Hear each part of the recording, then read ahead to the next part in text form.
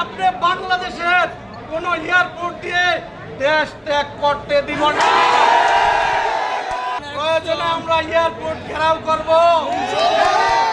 এই উপদেষ্টা ভয়স্তয়ক বিদেশি নাগরিক, ওনাকে বলতে চাই বিশেষ করে যে ভাই, আপনি একজন মুসলিম, আল্লাহর রসুল বলেছে যদি কোনো লোকের কর্মসংস্থান করে দেয় সদকা জারিয়া, আর আপনি একজন জালিমের পরিচয় দিয়েছেন। কর্মসংস্থান করা তো দূরের কথা, আজকে 20 থেকে 25,000 ব্যবসায়ের কর্মসংস্থান আপনি ধ্বংস করেছেন। তাই আমি আপনার কাছে যদি আপনার কোনো ঈমান আমল থাকে, আপনাকে আমি বিনীত অনুরোধ করব, যেহেতু আপনি এই দেশ ত্যাগ করবেন অতি বিলম্বে, যেহেতু আপনি আমাদেরকে যে রিজিক থেকে বঞ্চিত করেছেন, আমাদেরকে রাস্তায় নামিয়েছেন, আমাদের ভাইদেরকে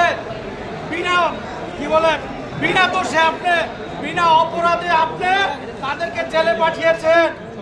আমি আপনাকে বলবো, আপনি এই দেশ ত্যাগ করার আগে এই এনইআর সিস্টেম বাতিল করে পুনরায় আমাদেরকে আগের মতো ব্যবসা করার সুযোগ করে দিয়ে যান, তাহলে কিয়ামতের ময়দানে হয়তোবা এর উসিলায় আল্লাহ আপনাকে ক্ষমা করে দিতে পারে। আর যদি এটা আপনি না করেন, এই 20 থেকে 25,000 ব্যবসার পিছনে যে 20-25 লক্ষ লোক খানেওয়ালা আছে, এই খানেওয়ালাদের অভিশাপ নিয়ে আপনার কবরে যেতে হবে। আপনি দয়া করে আপনি দেশ ত্যাগ করার আগে এই ব্যবসায়ীরা, আমরা আগে যেভাবে ব্যবসা করতাম, আমাদের সেই জায়গায় স্বপথে স্বপ্রতিষ্ঠানে ফিরে দিয়ে যাবেন। আর যদি আপনি এইটা না করেন, আপনি বাংলাদেশের কোন এয়ারপোর্ট দিয়ে দেশ ত্যাগ করতে দিব না।